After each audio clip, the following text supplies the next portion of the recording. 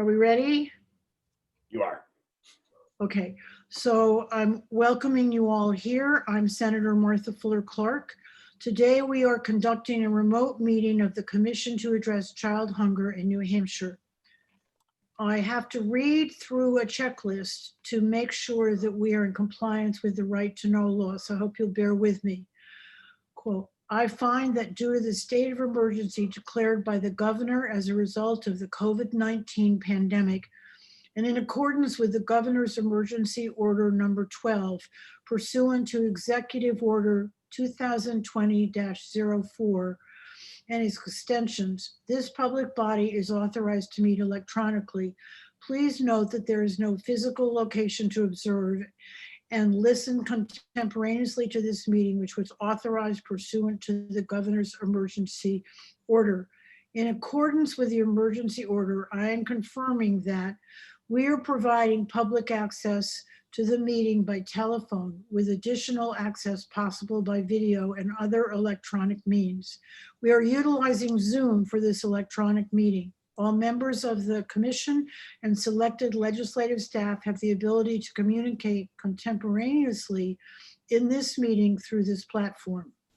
And the public has access to contemporaneously watch and or listen to the meeting on Zoom, YouTube, or via phone by following the directions and links provided on the General Court website. We have provided public notice of the necessary information for accessing the meeting in the Senate calendar. And we are providing a mechanism for the public to alert the public body during the meeting if there are problems with access. If anyone has a problem, please email remotesenate@ledge.state.nh.us or call 603-271-3043. In the event the public is unable to access, the meeting will be adjourned and rescheduled. Please note that all votes taken during this meeting shall be done by a roll call vote. Finally, we will start the meeting by taking roll call attendance. Each member must state their presence and note where they are and if anyone else is in the room with you during this meeting. This is what is required under the right to know law. And I'll call the roll so that Diane can take the, well, you're not taking notes, but anyway, I will call the roll. And I will speak to myself first. I'm State Senator Martha Fuller Clark. I'm in our house in York, Maine, and I am essentially alone. Then if we could hear from Joy. Hi, my name is Joy Barrett. I'm present. I'm in my office in Bedford, New Hampshire, and I am alone. Ben, welcome again.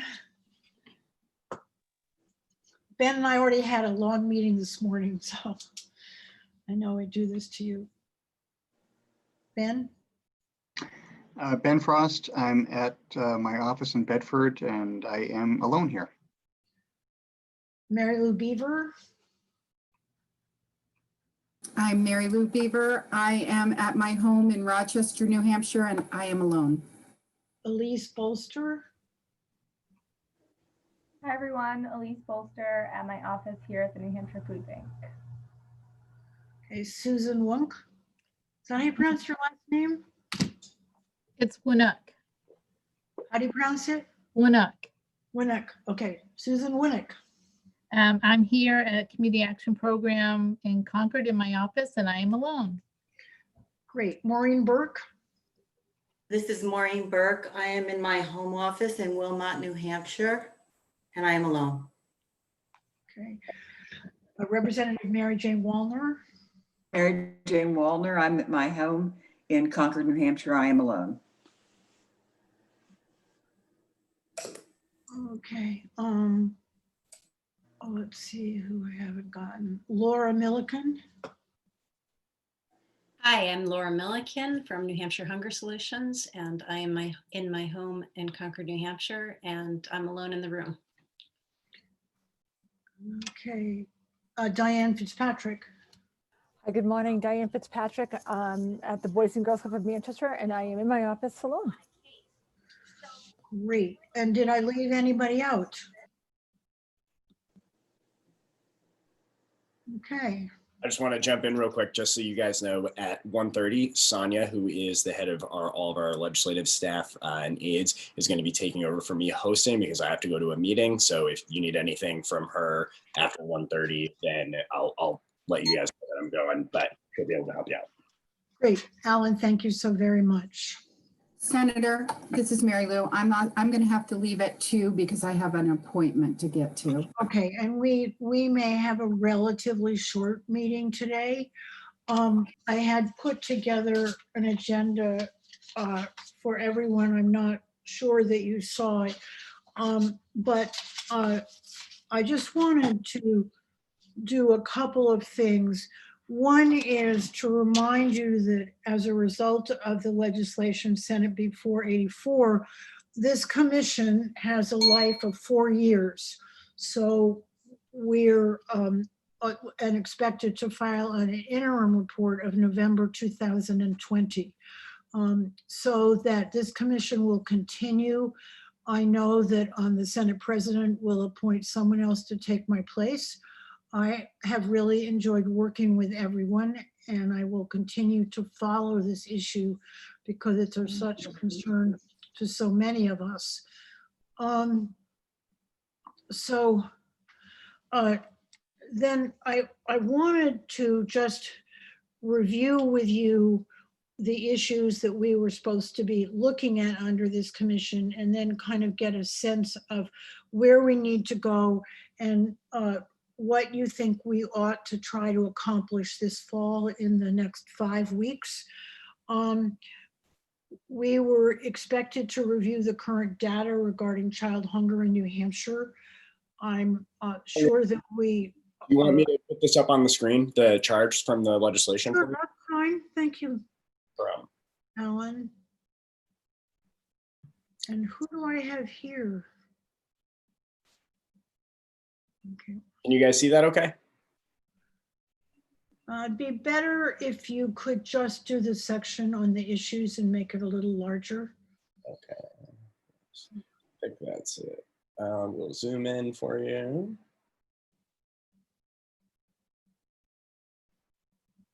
Can you see that? Yeah, you want to start with Roman numeral 5. No, wait, I'm sorry, I'm wrong. No, Roman 2. Okay, yeah. So can everybody see that? Yes. Okay, so we were, and I think this probably is a charge for every year, but we would be to get the current data regarding child hunger in New Hampshire. And obviously with COVID, we need to have an understanding of what's happened over the last 6 months. And then also that same issue with regard to public schools. And I didn't see that Sherry White was on today, but we'll try to reach out to her and see what information we can get to put into the interim report. Then I think we're pretty clear of what the causes are for affecting New Hampshire children. And I can go back and make a list of what those causes are and share it with you to make sure that we haven't left something out. Obviously, we have increased causes with both with the opioid crisis and also with COVID. So then the real challenge is corrective actions. And one of the things would be important for us to be thinking about, is there any legislation that this interim report should be recommending for the next session? And also what actions might be taking place outside of the legislature, again, particularly with COVID. So what I'm hoping is that between all of us, we can get an update on some of these particular areas that we were supposed to take under consideration. So the first thing, I guess, and we did very nicely get, Maureen has been working with the Department of Education, and you were going to give us an update of what you have been doing. And that might be a good place to start. And then I would welcome input from everyone else. So Maureen, do you want to sort of tell us what's happening? You said you gave us an update on this new program, and also where are our SNAP numbers and what is the status of SNAP, which seems to be constantly under attack, and then the attack is resisted, and then there's another attack at the federal level. So that would be very helpful as helping to set the stage going forward.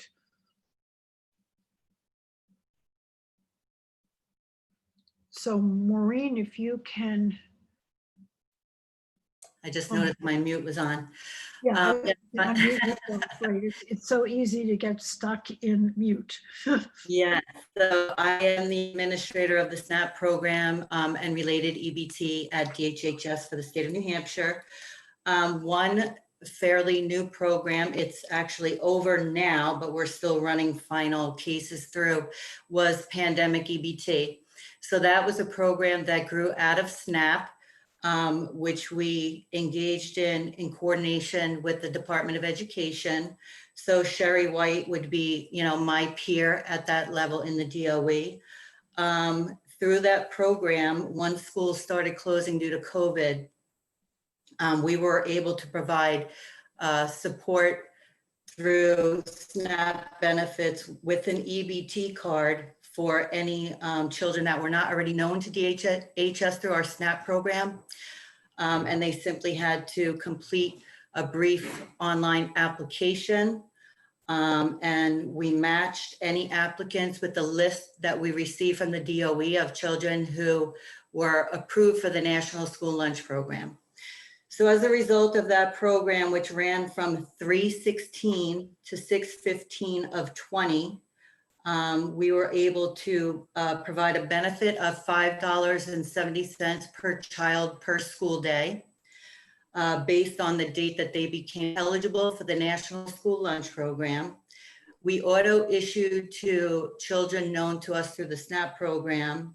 And as of 9/21/20, we have served 20,397 children via our SNAP program, and an additional 6,680 children in conjunction with applications from the school districts. So altogether, to date, we've served 27,077 children through the pandemic EBT program. We are processing final apps. The program did close on 8/24. As far as SNAP cases, our numbers for SNAP as of the last day of last month, so 8/31, we have 37,189 cases, which represents 69,700 individuals, of which 43,177 are adults and 26,523 are children. Some other things we've been working on during the pandemic are various waivers, and I know that the DOE has various waivers as well, which Sherry could provide information on. She has at least 8 to 10 that I'm aware of.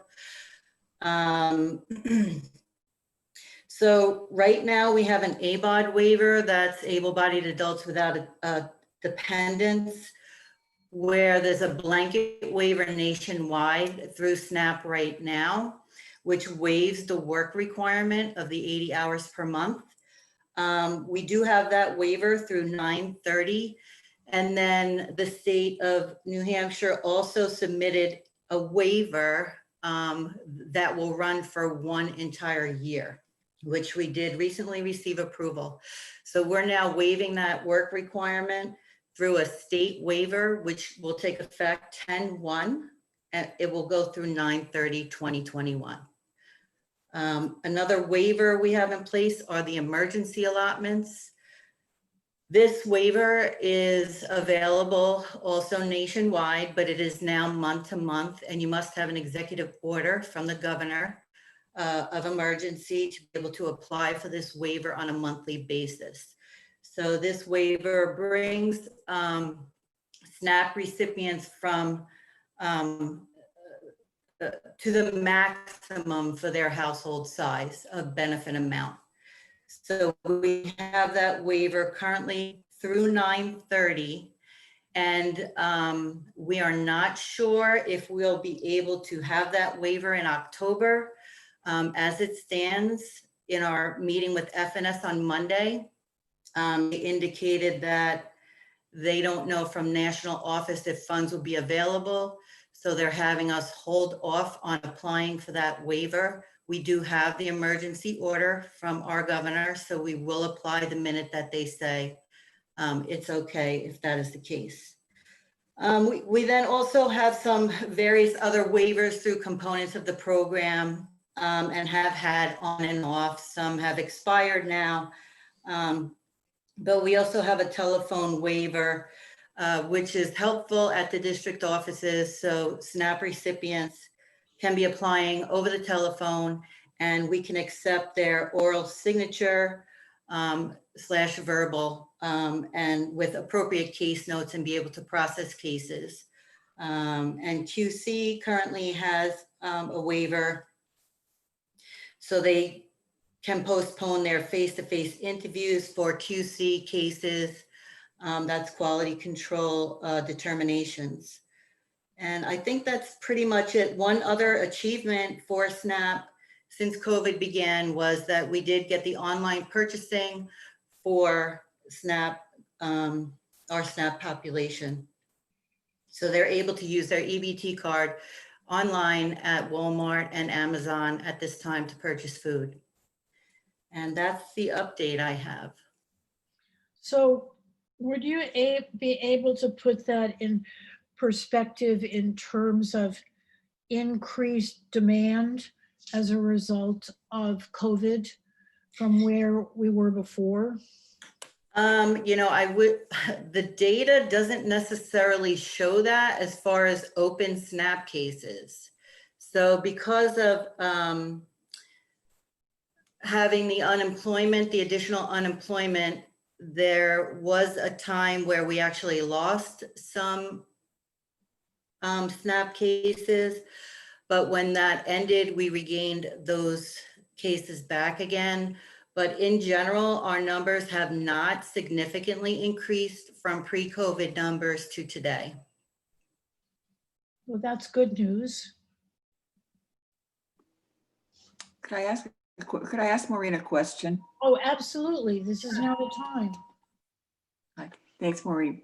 Maureen, so a number of people who received the $600 a week benefit for unemployment either lost their benefit, their SNAP benefit completely, or it was reduced. Yes. When the $600 was no longer available, the $600 from unemployment was no longer available, did they automatically go back onto SNAP, or did they have to reapply? How did that work? They had to, yeah, they have to reapply. Mm-hmm. And did you see that most people did reapply? Did you see a lot of people coming back onto the rolls? We did see people reapply, and I would say in general that affected approximately 6,000 people, give or take. And we did see people start to reapply, although it's not as quickly as they came off. So we are starting to see even now increases in applications, but it has not, our case numbers have not caught up to that quite yet. And there usually is a slight lag because we do have 30 days to process cases. Now, the new funds through FEMA will be handled differently, whereas they will not count as income. So that's beneficial. Thank you. Other questions for Maureen?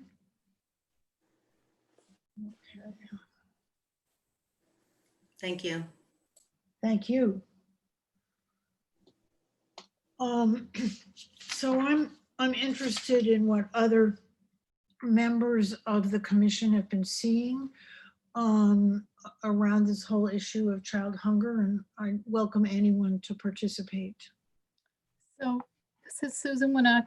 I'm representing the WIC programs, and we learned yesterday that our waivers would be extended through 30 days after the end of the nationally declared public health emergency under the Public Health Services Act. So this has allowed us to continue to provide services basically remotely to most of our WIC participants. We have a whole list of waivers, which I can email, that came in a memo from USDA yesterday. There's something that's called physical presence requirement, which means that in order to be eligible for WIC benefits, you have to be able to come into the office to apply. But during the public health emergency, they have waived that physical presence requirement, and that will continue. It was a significant concern to all of us because our most vulnerable participants are our pregnant women and infants. And we were concerned that we would have to start bringing them back into the office October 1st, but we're reprieved of that. We can also, New Hampshire is fortunate in that our electronic benefits allow us to provide the benefits remotely. So we're able to, what we call, load the participant benefits onto their card. That waiver has been continued.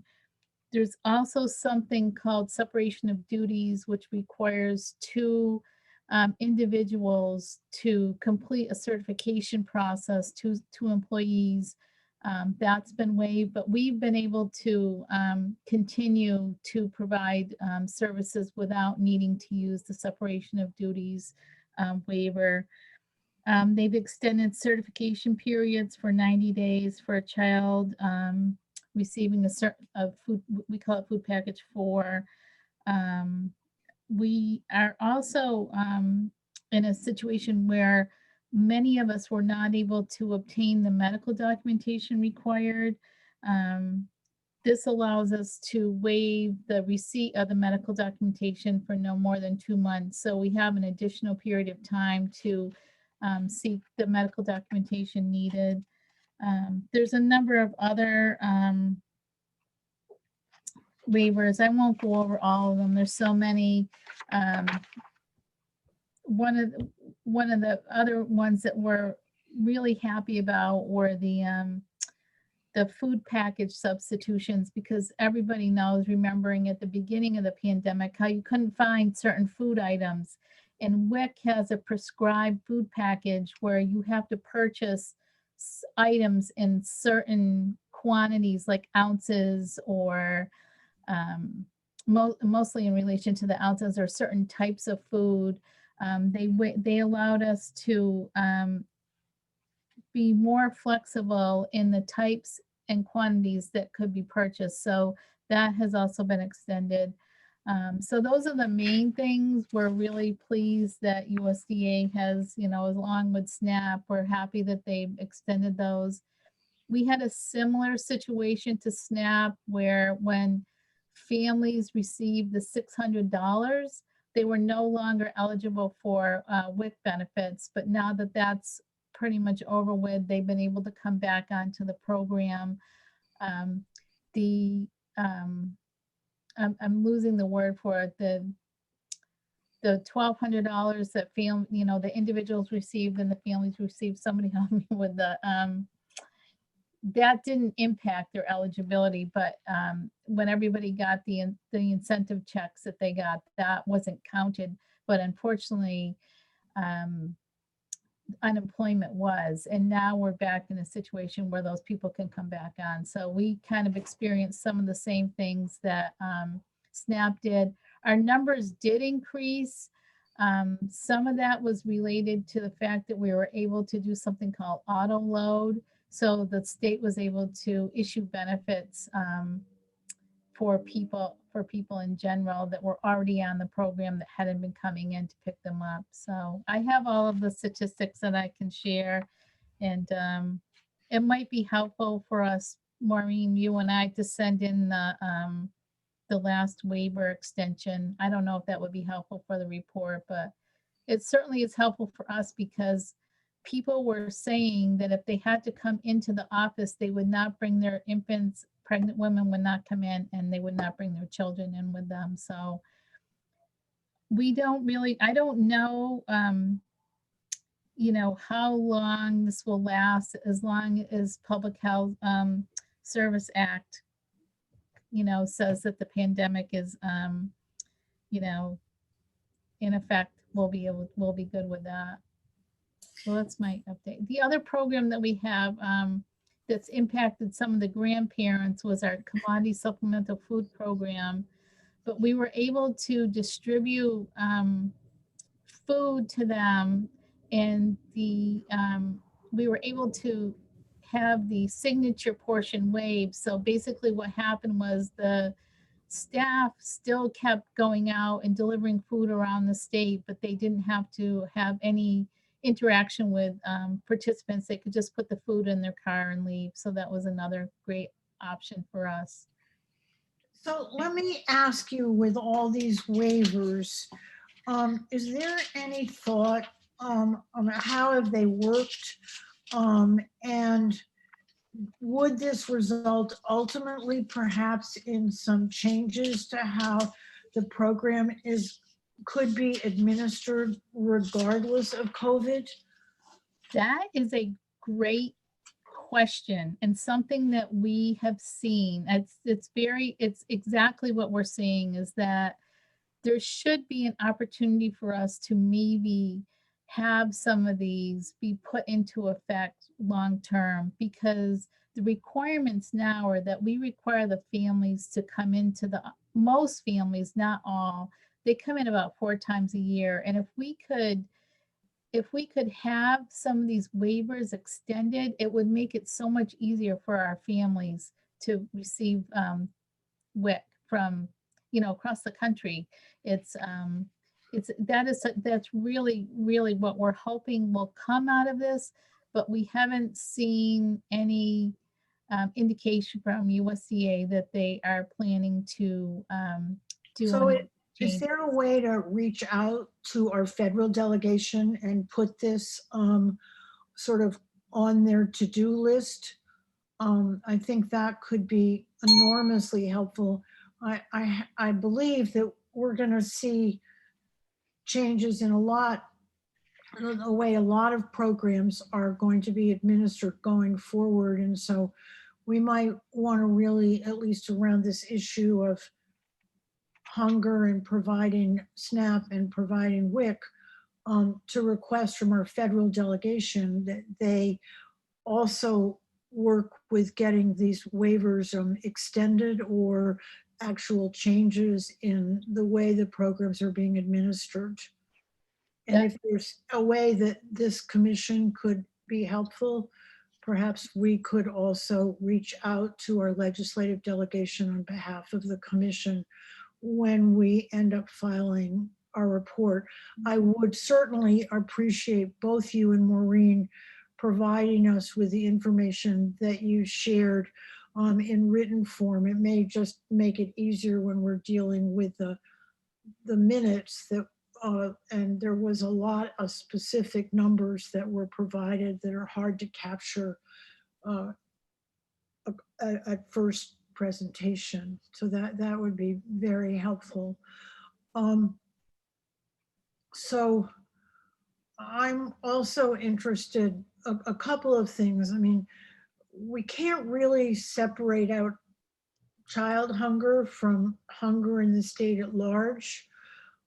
So that's really another issue when you were talking about helping grandparents and parents. But when the schools were closed down, in terms of support for the breakfast and lunch programs, that has continued. How has that continued? And now what's happening with schools reopening, but only being open, a, you know, intermittently or twice a week for different grades? I don't know if there's anyone here who can speak to that, or we need to go back and ask for Sherry White to update with us. But it does seem to me that everybody became aware of the need to continue the school lunch and school breakfast program. But how challenging has that been? How well has that worked? I can speak to it from one perspective, just one school district. I think Okay, Sherry. can you introduce yourself? Sure. My name's Brendan Minahan, and I'm superintendent over in Newport School District here in the western part of the state. Brendan, do you have you're on this commission, but did you announce yourself or did you join late? I joined late. I was in a different meeting. Sorry. That's all right. So if you could just for everybody, Sure. for the record, announce yourself, let us know where you are and if you're alone or with other people. Oh, sure. So again, my name's Brendan Minahan, superintendent in Newport. I joined the commission, I think 2 years ago or a year and a half or something, as a member of New Hampshire School Administrators Association. I am sitting here as I do many a day alone in my office with Zoom. So I am all by myself. Thank you so much.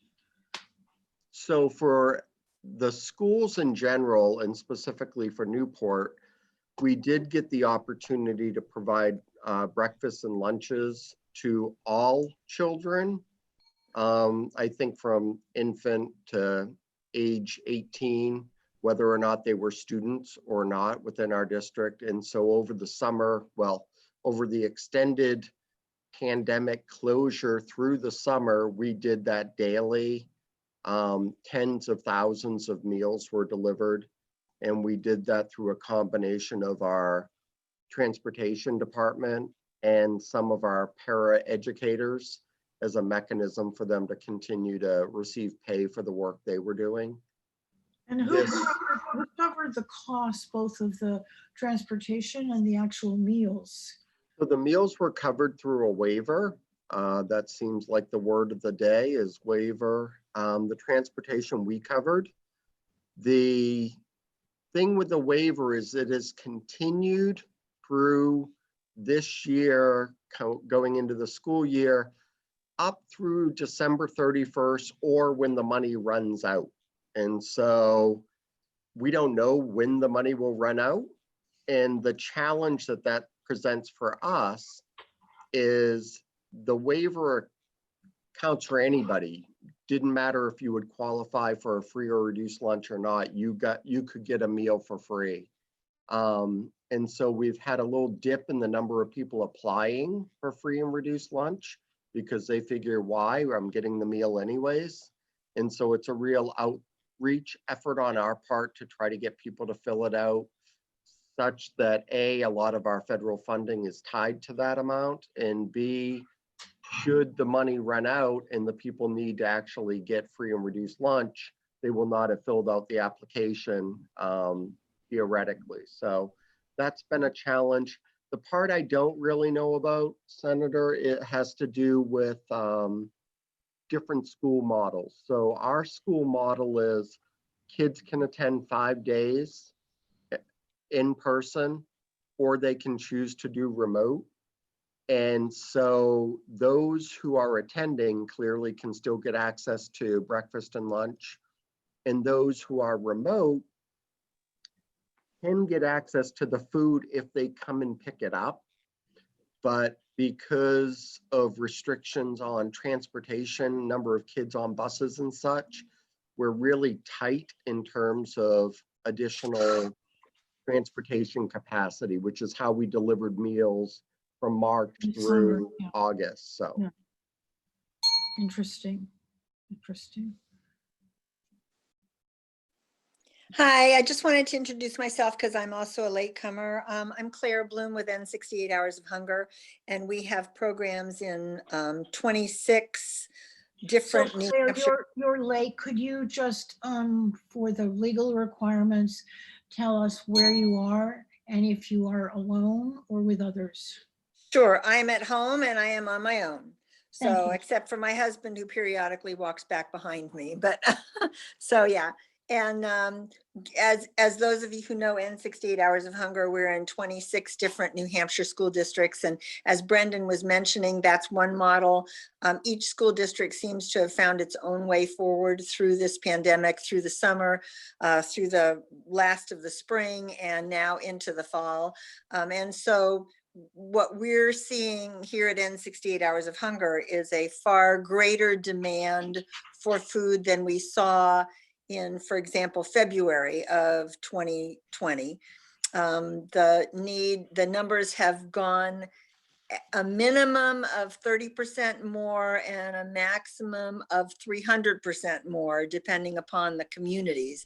And in terms of our ability to continue to distribute food, because our model was distributing it through the school system, in some communities where they've done exactly what Brendan was mentioning, where they have the school transportation department delivering food to the kids, they're delivering our bags in addition to the food they're already delivering. In other communities, we're developing drop-off locations, and in many communities we've allowed parents to actually register their children for home delivery.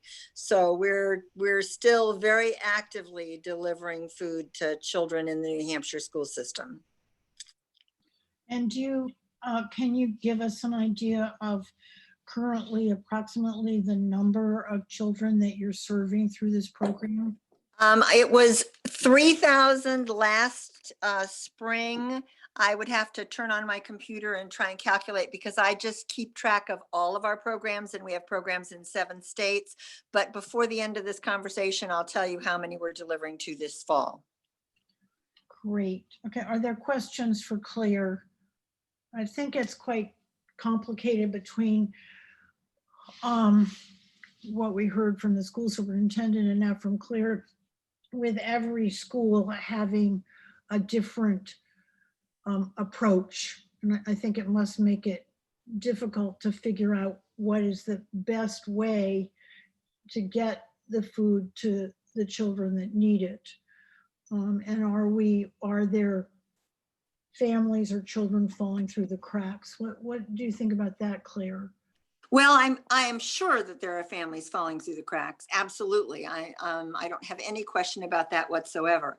The issues become, how do they know what resources are available to them? What access do they have to what they need to avail themselves of those resources?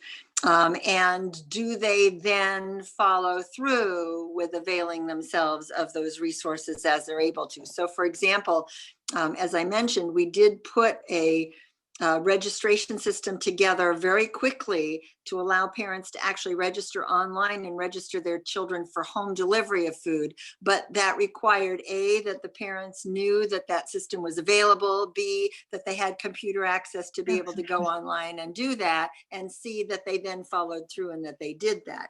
So yeah, I can't answer the question for how each family did it because we still try the best we can to add and to be anonymous. Obviously with home delivery, we can't be anonymous, but we try the best we can to sort of stay out of families' stuff, I guess is the word just to use. We don't want to impose ourselves where we're not really needed to be. Right. Excellent. Help you. Joy, you have something you wanted to now address. Yeah, I have a question because I remember in previous meetings when we'd get together pre-COVID, we would always talk about the stigma around like the free and reduced hot lunch and the eligibility, and that it was only for certain kids, and that created those kids with feeling like, they were more needy than another child and all of that. And obviously COVID has presented itself with a lot more universal support of distributing food. And I guess I wanted to hear from those who do that work, if, maybe some of the increased volume was because it seemed to reduce that stigma, or the need to kind of feel like you kind of fit some eligibility. I'm very curious about that. I can answer for N68 Hours of Hunger. I believe that the increase in need is directly related to the fact that parents are out of work and that kids who were eating well are no longer eating well. So I think it's increased need as opposed to decreased stigma. I can jump in and talk about what the clubs are doing. And I'll focus in Manchester because that's where I'm located. We, since March, have created a grab and go program. Thanks to our friends at New Hampshire Food Bank and the collaboration, I'm seeing more cooperative partnerships, as well as with Hannaford's and Granite United Way and our Manchester School District. So over the last few months, we were working with the district who was providing during the summer months the breakfast and the lunch. And the Boys and Girls Club of Manchester was providing grab and go dinners as well as groceries Wednesday and Friday. So, you know, and now with the school year, we're still continuing every child. We have 130 children here attending remotely. So we're supporting remote work, but also all of these children are receiving a breakfast and a lunch. And talk about the different schools and different schedules. I've got kids that are required to have lunch at 10 o'clock in the morning, and then some kids not getting lunch until 12. So you can imagine how hard it is to do remote with little ones, as well as trying to coordinate their food. The district's been fantastic, and we were able to say to the district, like, listen, we're going to feed our kids at 11:30 noontime, and they're going to need a break. And so they've been great, but food insecurity has been real in our community. But we are finding, to Claire's point, ways to communicate and map this out so families know what resources are there. And to Joy's point, people, it doesn't matter who you are, you're more than welcome to come and grab and go. The biggest problem, to be honest with you, is we've had the homeless problem in the city of Manchester, and many homeless people that have been in not good situations coming up to the club wanting food. We've had to redirect them to the shelters because of the risk of what they're on, and what it's just made a very risky situation for our food program. So there's been a lot of challenges, but you know, through collaboration, we've been able to tackle this, and it's, you know, one strategy at a time. So Diane, how are the homeless able to access food? Well, they've got, I know, and New Hampshire Food Bank would probably be better to answer this, but we've got, you know, Families in Transitions, which is just right down the street from the Boys and Girls Club here in Manchester, that they can access food. There's a few other different organizations within this a few blocks that the homeless can access food. So there are resources out there. I think, I don't know, it's just a very difficult thing. Our focus and our mission is to support the families and our children. And then we had to really redirect the homeless to the homeless shelters and other different pantries throughout the city. And of course, we've heard oftentimes there is not enough food in the food pantries to serve the demand. So that's a different but significant challenge. Okay. Laura, would you like to bring us up to date? Sorry, I have to unmute. So I have really just started at New Hampshire Hunger Solutions. So I'm still at the stage of learning what's going on in the state. But, you know, I would say that what I've learned is that prior to the COVID crisis, the state was not, that children and families in New Hampshire were hungry, that we were not doing a great job relative to other states and participation in our federal food programs. I don't mean to suggest that that's because of anything that anybody in the state is doing wrong, but we're 47th in participation in school breakfast. We're 25th in summer meals programs, 36th in SNAP, 32nd in child and adult food programs. And the USDA reports that in the latest numbers that we have a 36.7% coverage rate for WIC. So, you know, even among using the federal dollars, we're not doing a great job relative to other states. So, and these are pre-COVID numbers. These are mostly numbers from Feeding America and FRAC. So, you know, and others on the phone can probably speak better to the data, but I mean, I know that the New Hampshire Food Bank is reporting something like a 57% increase in demand at their food pantries. So we're, what much, yeah. So the food bank is reporting a 57% increase. And they're estimating that 21 to 23% of New Hampshire children are living in food insecure environments due to COVID. So it would be great if you could just put all those figures on a page, and we'll have them to append to the report. Sure, will do. And I just wanted to make it clear for everyone that you've taken Elaine Van Dyke's position and she's now retired. Is that correct? Not exactly. Elaine is the board chair for New Hampshire Hunger Solutions, and I am the contracted executive director. Okay, just so we get that. We've certainly valued Elaine's participation in the past, and clearly if she wants to stay involved, we welcome her input as well. Thank you. I will pass that along. Great. Elise. Hi, everyone. I appreciate all the conversation that's going on. I am the nutrition program manager for the New Hampshire Food Bank, so I see hunger in a lot of different aspects, but specifically looking at the summer food service program. We are a sponsor here at the New Hampshire Food Bank for areas of the state that may not have the financial or administrative capacity. And we saw this summer that a lot of schools did take on that responsibility or had the capacity to do so because of the waivers that were coming in and the ability to kind of restructure and pay workers to make the food and distribute the food. There were a lot of great waivers that did come out of this that I hope that will continue throughout the next several summers. I know that we've been in contact with Feeding America and have given them our feedback as to how we think they've made positive impacts on distribution to kids.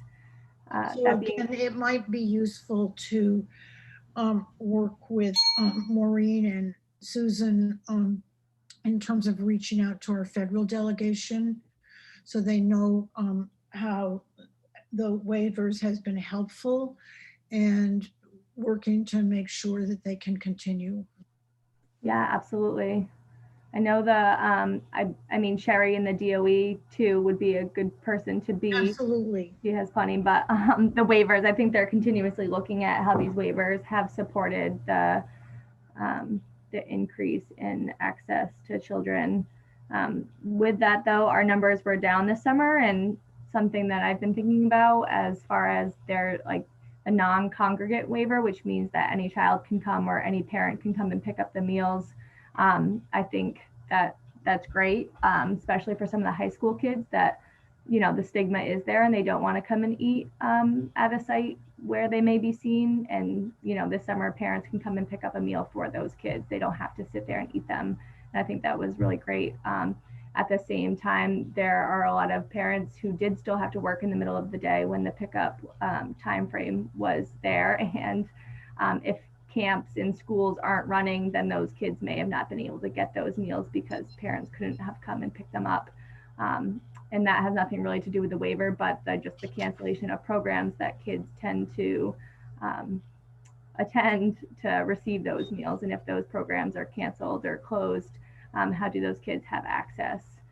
So looking at mobile, you know, community drop-offs, transportation, if you're a district that has the finances or the funds to do so, that's amazing.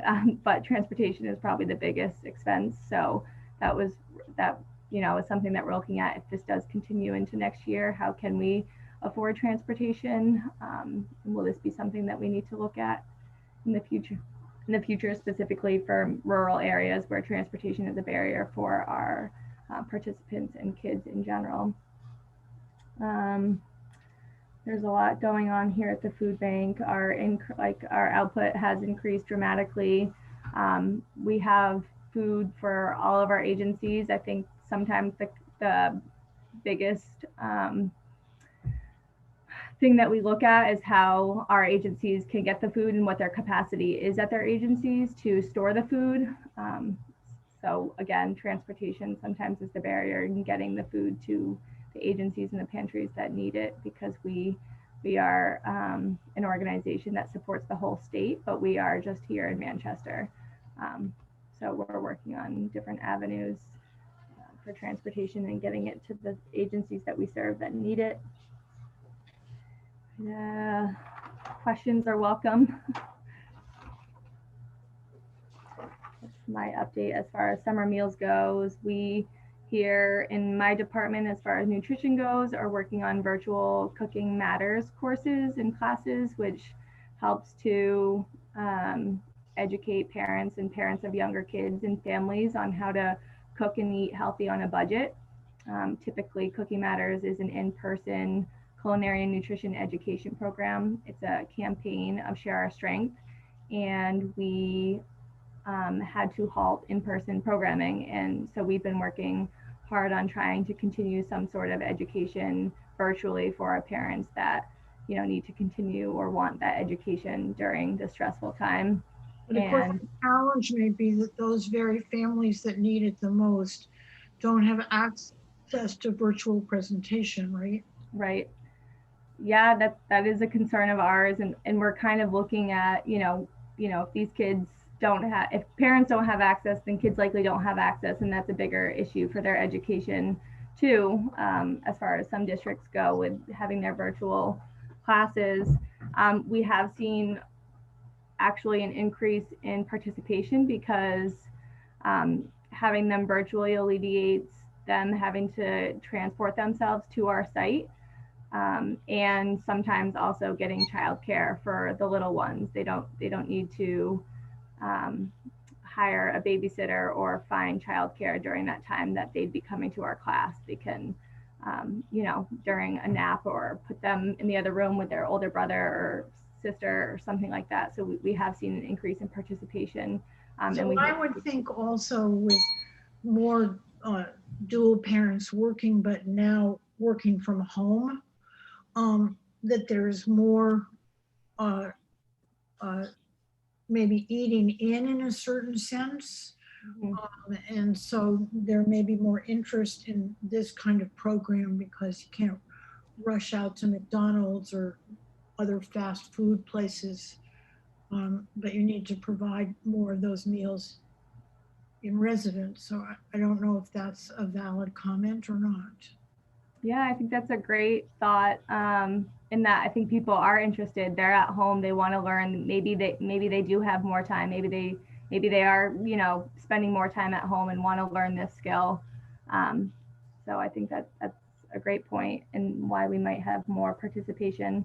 I hope that it continues though. So I don't want to assume that they just have more time and that's why they're coming. But that definitely is a barrier when, you know, in-person classes exist. Taking 2 hours out of their day for 6 weeks. And when do you offer these, what time do you offer these classes? We have a variety of options and opportunities, and it changes based on my team's availability and what agency we work with. So if you were to go on to the New Hampshire Food Bank website and under programs, find Cooking Matters, those are our public offerings that any parent can go on and sign up for. And then we typically also work with agencies to make it a little bit more of an intimate class or course, so that the parents know each other or can connect based on if their kids go to school together, or if there's enough of a group to make a class happen that way, which is our traditional way of offering Cooking Matters, working with an agency and having it in person. So again, if this could sort of be a update that you might provide us some written documentation, but I want to know if there are other people who have questions they'd like to address to Elise. Well, I have one that I didn't quite understand, which was Laura was talking about how that the demand on the food banks had gone up 50 to 100%. And then in your presentation, Elise, at one point you said your numbers had gone down. So is that just for the summer participation? It's not for the overall demand on the food bank?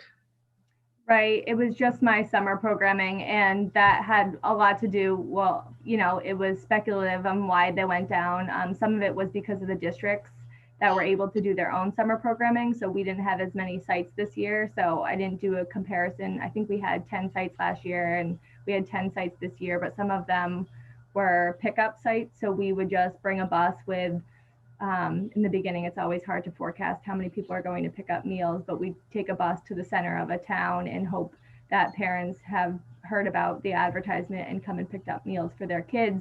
And typically we'd be part of like a summer school program or a camp where we knew that 45 kids were attending and 40 of them needed a meal. So it was random every day how many people we knew were going to come and utilize the services. So yes, it was just specific to the summer food service program, not the overall food bank percentage of output. Thank you very much. Mary Lou, what can you share with us? Well, I can share a couple of different things, putting on a couple different hats. So the Children's Place and Parent Education Center in Concord, which I run, we shut down in March 13th. Due to the pandemic. We reopened August 26th. So we were not able to physically see any of the families and the children that we had been supporting through our child care, our respite care, and our Family Resource Center programs during that time. But we did try to move as much as we could online. And also we did weekly check-in calls with our families. Some of our families also are kinship caregivers, more grandparents than aunts and uncles. And that is where we saw our greatest need. We also, at the Children's Place, are the Kinship Navigator program for the Greater Concord area. So I have about 25 2 o'clock. grandparents, grandfamilies that I'm working with through that program. And again, we saw a great need there and a lot of fear. Many of the grandparents, when I would call them each week and do a check-in, see how they were doing, they hadn't been out of their homes or their apartments in a week. The children hadn't been out because they were so scared of, contracting the virus. And then if anything happened to them, what was going to happen to the grandchildren? And when we got down and started talking, nitty gritty, there was very little food left in the house. So through the Navigator program and with the state, what we did was a lot of the concrete support funding that we had, we were able to turn that into gift cards. And this for Market Basket, for Hannaford, whatever shopping was nearby, Walmart as well. And then they could place their order, pay for their order, and we put together a group of volunteers that would go pick up the order and drop it off on front doors, knock on the door, ring the doorbell, whatever, so that we could be sure that there was food getting into those families. Is this just for the Concord area? This was, my program is just for the Concord area, but it was something that we were seeing other family resource centers that had the Navigator programs doing as well. Because we meet, all the kinship navigators get on and meet. We were doing it. We started doing it every week for in the beginning of the pandemic, just so we could find out what was happening with each other and how we were attempting to keep connected and meet the needs of these grand families. So yeah, there were others across the state that were doing that as well. I also had, because I had started working with grand families prior to there being a Kinship Navigator program in the state, I have 12 groups that we've been supporting through other grant writing that I've done over the last 4 or 5 years.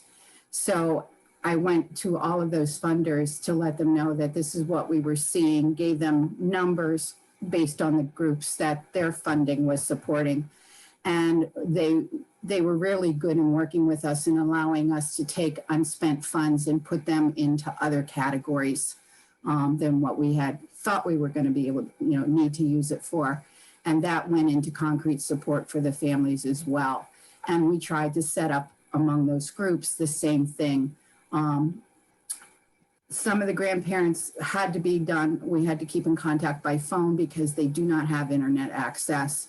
They did not have any way of us seeing them, but many of them also had iPhones, so we could do FaceTime with them.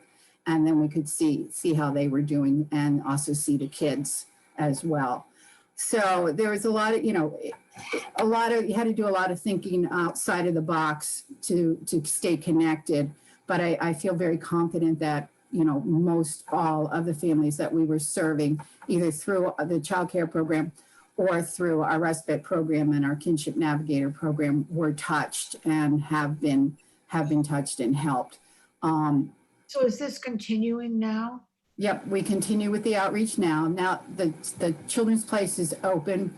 We have very low enrollment. We had to, we took the time while we were shut down. I did a lot of other external grant writing for that program specifically. And we did a lot of interior renovations and also changed our licensing components and our capacity and the way the footprint of the building was set, interior of the building was set, so that we could meet CDC requirements to open safely and hopefully keep everyone's children and staff healthy, and put in new protocols for arrival and when kids leave as well, and cleaning.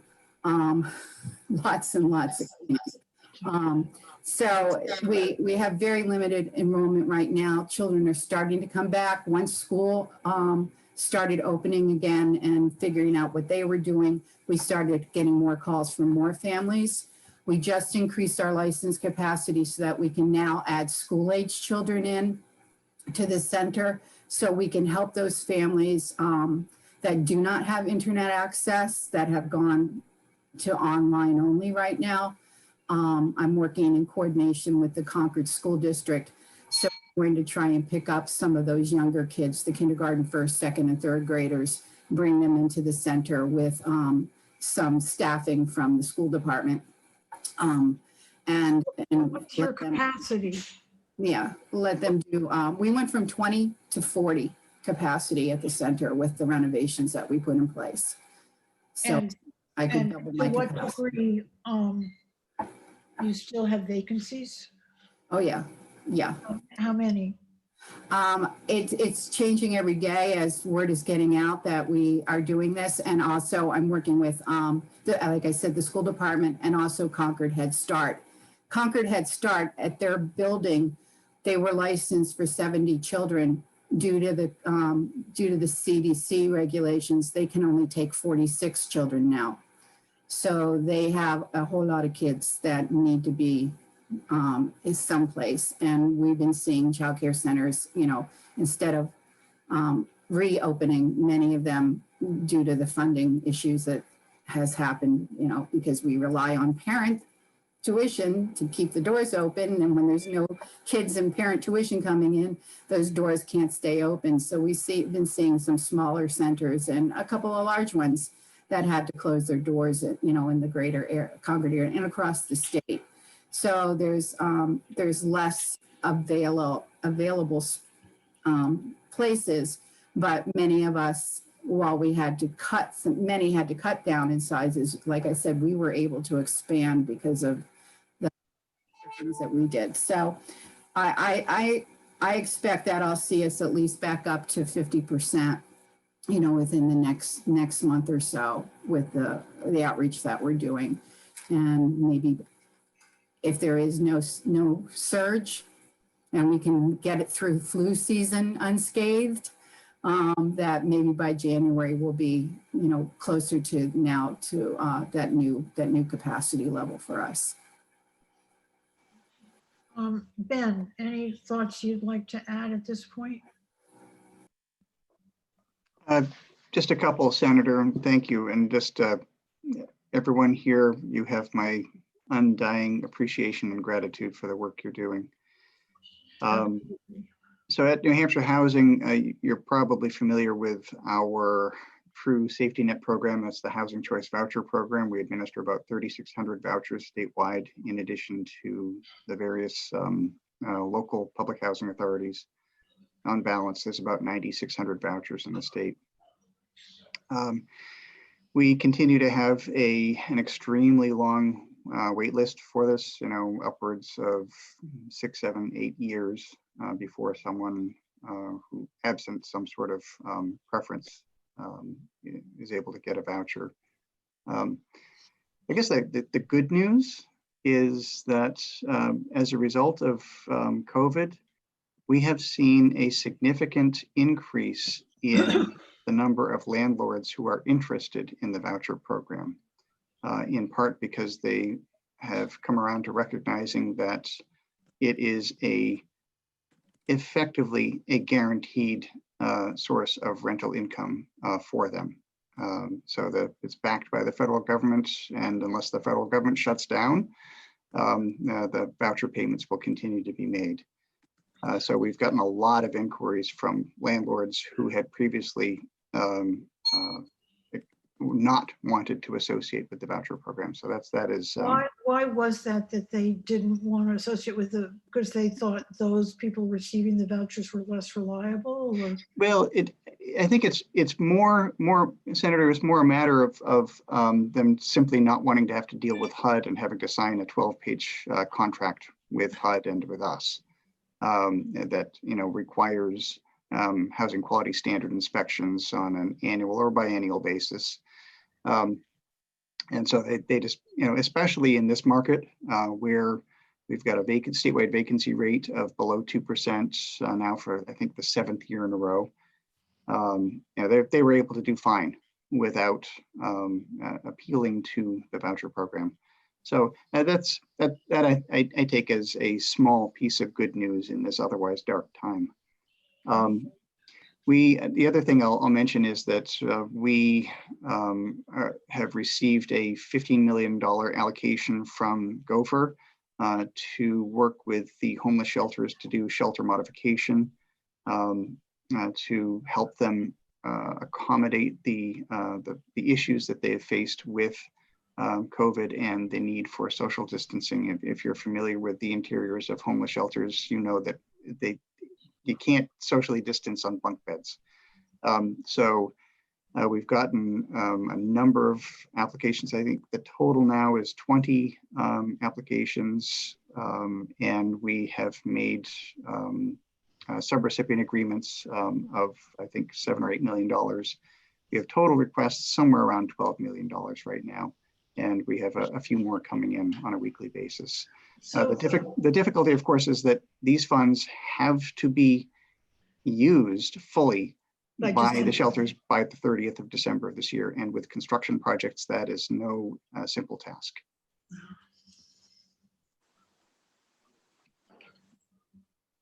I know there's, in the midst of everything,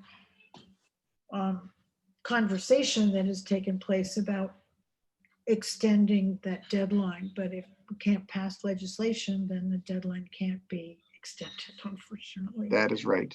That is, and the way our Attorney General's office has interpreted it, those funds have to be fully expended by the subrecipient.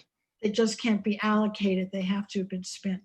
Yep, and where physical modifications have been made, then the space has to be occupiable. That is, a certificate of occupancy has to have been issued by the municipality. So the work has to be done. So we're working with the recipients and also with some of the municipalities to find whatever flexibility we can. So where one entity is acquiring a building, a 3-story building, and they really only need to work on one floor, then the municipality has essentially agreed in advance provided the work is done properly, to issue a temporary certificate of occupancy for that floor, even though the other 2 floors of the building will remain under construction. So that is helpful. We're finding some great receptivity to this work at the municipal level, which is very promising. Are there questions for Ben?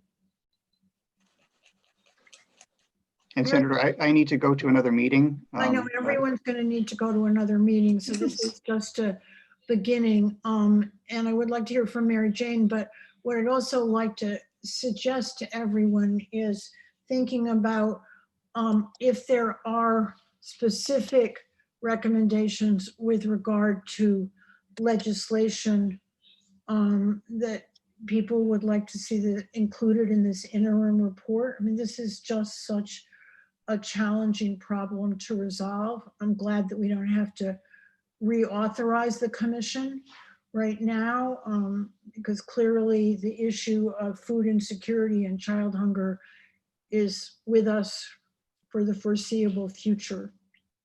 So, Claire, did you have something you wanted to say? I just wanted to I did calculate the numbers. So normally, because the month of September isn't over yet, normally this time of the year, our New Hampshire numbers are around 1,000. And this year, our New Hampshire numbers are already at 1,437. So again, that's roughly close to a 50% increase. Thank you very, very much for providing that. I certainly appreciate it. You bet. So let me tell you what my thoughts are is I've scheduled us to meet 2 weeks from now at 1. And perhaps at that time, people can look at the critical priorities they want to include in the report. A lot of this background stuff information is not stuff, information and great numbers, sadly, can be affixed to the interim report, but it's more thinking about is what could be done at the state level, what we might be able to recommend. And I still think that the issue for food insecurity in New Hampshire is below the radar screen, and people just don't believe that we have this problem, even though we're seeing, huge impact on the food banks and various other entities. So if that's an assignment that you could take home and maybe reaching out to any of your colleagues to get input or ideas from them would be also helpful. And so Mary Jane, do you have anything right now that you would like to add? No, I would be interested to hear from the group maybe at our next meeting about the need for any kind of legislation that they see that we need to file for the next session. And I found all the information very helpful. I am on the Gopher Legislative Oversight Committee, so I am pretty familiar with some of the funding that has gone out through the Gopher process. And as Ben said, those funds, it was $1.2 billion that came into New Hampshire, and it's important that we have to have those spent down by December 31st. And there are still funds that have not been allocated there, probably around $200 to $300 million that have not been allocated. So I think if there are areas that you think between now and December, there are areas where we would need additional food or programs, I think it would be important to get that kind of information to the Gopher staff also. Great.